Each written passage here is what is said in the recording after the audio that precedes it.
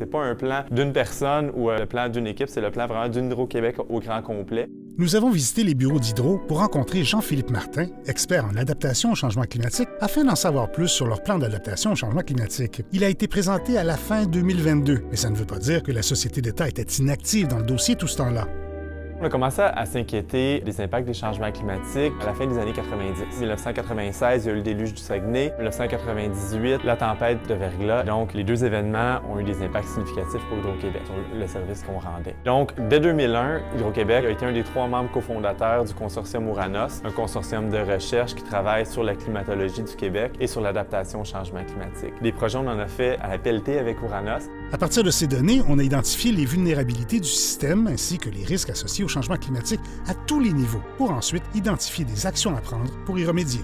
Au Québec, on a une diversité d'aléas climatiques. On a les canicules en été, les tempêtes de verglas en hiver, les précipitations extrêmes, les orages. Donc, moi, je pense que la plus grande vulnérabilité de notre réseau, on pourrait dire qu'on a les défauts de notre qualité, c'est qu'on est exposé à tout ça, partout sur le territoire. Et tous nos actifs, toutes nos activités se passent à l'extérieur. On est en contact direct avec ces événements météorologiques-là. Notre plus grande source de résilience, c'est qu'on est partout. Si jamais il y a des sécheresses à la baie James, il y a de fortes chances que ça n'affecte pas nos réservoirs sur la Côte-Nord.